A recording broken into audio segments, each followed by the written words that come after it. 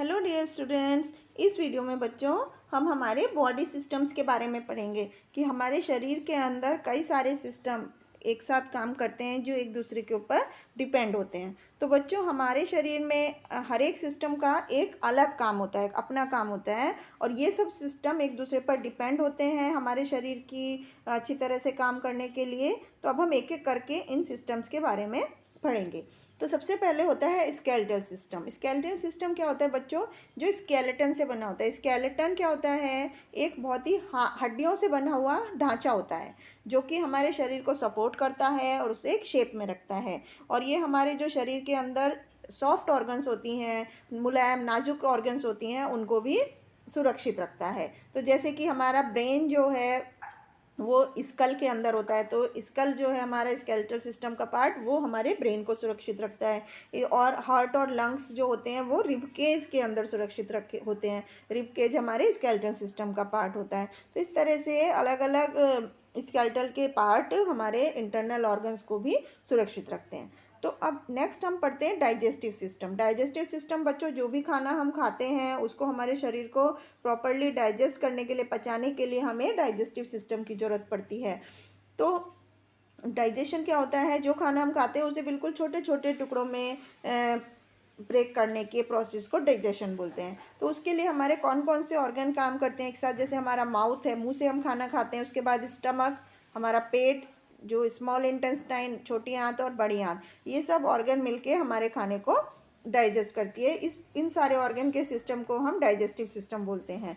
तो बच्चों, जो खाना हम हमारे मुंह से खाते हैं उसके बाद वो दांतों से चबाया जाता है और उसके बाद वो उस मुंह के अंदर जो हमारा सलाइवा होता है वो उस खाने को सॉफ्ट करके पेस्ट के जैसे बना देता है और हम उसे आराम से निगल लेते हैं। और फिर उसके बाद जो स्टार्च होता है हमारे खाने का, वो ग्लूकोज में चेंज हो जाता है। हमारा खाना जो है वो एक पतली ट्यूब में से पास होता है जिसे हम एसोफेगस बोलते हैं।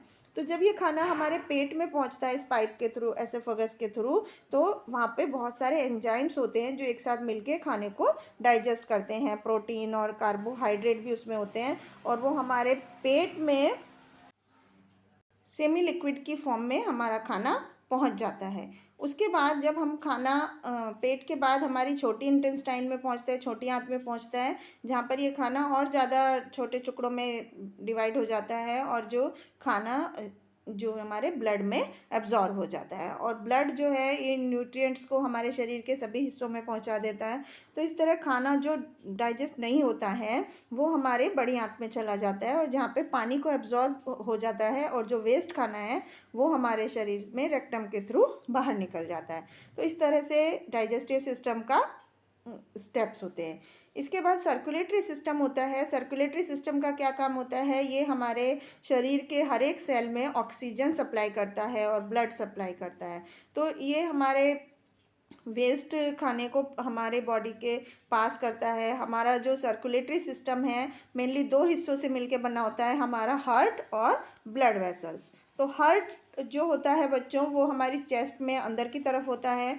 ये हमारे हाथ की मुट्ठी के जितने साइज़ का होता है और सिर्फ मसल और टिश्यू से मिलके बना होता है। और जितने भी ब्लड की इम्प्योरिटीज़ होती हैं उनको प्योरीफाई करता है और प्योरीफाई के बाद उन्हें शुद्ध करने के बाद उसे हमारे ब्लड को पंप करता है हमारे शरीर के बाकी हिस्सों में। तो इस तरह से ये कंटिन्यूसली लगातार दिन रात काम करता रहता है। और जब हम सोते हैं जब भी हार्ट काम करता रहता है। यदि अगर हार्ट ने काम करना बंद कर दिया तो एक व्यक्ति की मौत हो जाएगी। इसके बाद ब्लड और ब्लड वेसल्स होती हैं जो ब्लड ऑक्सीजन के और न्यूट्रिएंट्स को कैरी करती हैं हमारे पूरे शरीर में और कार्बन डाइऑक्साइड को वापस हमारे लंग्स तक ला करके हवा के थ्रू हम उसे बाहर निकालते हैं। तो ये काम हमारे ब्लड और ब्लड वेसल्स का होता है। इसके बाद रेस्पिरेटरी सिस्टम होता है। रेस्पिरेटरी सिस्टम मतलब हम ऑक्सीजन जो लेते हैं, हमें अपने खाने को एनर्जी में बदलने के लिए ऑक्सीजन की ज़रूरत होती है। तो ये काम हम रेस्पिरेटरी सिस्टम से करते हैं जिससे हम सांस लेते हैं, ऑक्सीजन अंदर लेते हैं और कार्बन डाइऑक्साइड गैस बाहर छोड़ते हैं। तो रेस्पिरेटरी सिस्टम किस किस चीज़ से बना होता है? हमारी नाक, गला, वॉइस बॉक्स, विंड पाइप और लंग्स से बना होता है। तो जब हम ऑक्सीजन को नाक के थ्रू अंदर लेते हैं तो ये फेरेनिक्स में पहुंचती है और जहाँ पे हवा जो है विंड पाइप के थ्रू पास होती है, जिसे कि ट्रेचिया बोलते हैं। तो ट्रेचिया का जो लोअर हिस्सा है वो दो ट्यूब से डिवाइड होता है, जिसे ब्रोंची बोलते हैं। हर एक ब्रोंची जो है वो एयर सैक, मतलब ये जो एयर का पार्ट है लंग्स का, उससे जुड़ी हुई होती है, जो कि ऑक्सीजन को हवा से ब्लड में पास करती है। तो ऑक्सीजन रिच जो ब्लड होता है, ऑक्सीजन से भरा हुआ, वो हमारे शरीर के सभी हिस्सों में पहुंचता है, और जो इम्प्योर ब्लड होता है, जो अशुद्ध ब्लड होता है, जिसमें कार्बन डाइऑक्साइड होती है, वो वापस हार्ट में आ जाता है लंग्स के थ्रू, जिसमें से कार्बन डाइऑक्साइड जब हम एक्सेल करते हैं, सांस बाहर छोड़ते हैं, तो वो नाक से बाहर निकल जाती है। इसके बाद हमारा नर्वस सिस्टम होता है, जो कि 3 हिस्सों से बना होता है, ब्रेन, स्पाइनल कॉर्ड और नर्व्स। तो हमारा पूरा शरीर जो होता है बच्चों, वो नर्व्स का नसों के नेटवर्क से, जाल से बना हुआ होता है, ढका हुआ होता है। तो ये जो है किसी सड़क के नेटवर्क से हम उसकी तुलना कर सकते हैं।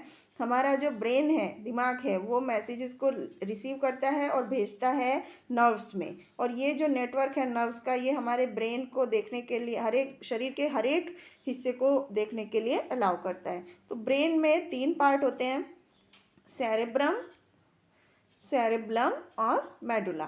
तो सेरेब्रम जो होता है वो हमारा जैसे सोचने का काम है, हमारे जो सीखने की काबिलियत है, याददाश्त है, इंटेलिजेंस है, वो सब इस सेरेब्रम से कंट्रोल होती है। और दूसरा सेरेब्लम होता है, इससे हमारी जो मसल्स का मूवमेंट है वो बैलेंस होता है। और तीसरा मेडुला होता है, जो हमारी इनवॉलंटरी एक्टिविटीज़ होती है, मतलब जो हर समय चलती रहती है, जैसे हम सांस, ब्रीदिंग है, हार्ट बीट है, ब्लड सर्कुलेशन है, उसको कंट्रोल करता है। तो इस तरह से हमारा ब्रेन और बॉडी नर्व्स, ये जो होते हैं एक दूसरे से जुड़े हुए होते हैं स्पाइनल कॉर्ड से। तो नर्व्स जो है वो स्पाइनल कॉर्ड से इंफॉर्मेशन लाती है और ब्रेन में, और जो कि देखने के, हियरिंग, स्मेलिंग, सूंघने की, महसूस करने की, ये जो एक्टिविटी है हम उससे कर पाते हैं। और ये मैसेज जो है हमारी सेंसरी नर्व जो स्पाइनल कॉर्ड की होती है, उनसे वापस मसल्स तक पहुंचती है, जिसे हम रिफ्लेक्स एक्शन बोलते हैं। और इस तरह से हमारा नर्वस सिस्टम काम करता है। तो इस तरह से हमारा नर्वस सिस्टम और बाकी सिस्टम मिल करके हमारे शरीर के सारे फंक्शंस को प्रॉपर्ली करते हैं। तो बच्चों, हमने क्या क्या चीज़ें पढ़ी। स्केलेटन क्या होता है? स्केलेटन हड्डियों से बना हुआ एक ढांचा होता है, जो हमारे शरीर को प्रॉपर शेप देता है और सपोर्ट करता है, और हमारी जो इंटरनल ऑर्गन्स होती हैं, नाजुक, डेलिकेट, उनको सुरक्षित रखता है। दूसरा, हमारा सर्कुलेटरी सिस्टम 2 हिस्सों से बना होता है, हमारा हार्ट और ब्लड वेसल्स। तीसरा, हमारा रेस्पिरेटरी सिस्टम जो होता है वो हमारे नाक, गला, वॉइस बॉक्स, विंड पाइप और लंग्स से बना होता है। और नर्वस सिस्टम जो होता है उसमें 3 हिस्से होते हैं, द ब्रेन, स्पाइनल कॉर्ड और नर्व्स। तो इस तरह से बच्चों हमारे शरीर के सिस्टम वर्क करते हैं एक साथ, और हमारा शरीर अच्छी तरह से काम करता रहता है। तो आई होप आपको समझ में आया होगा। Thank you.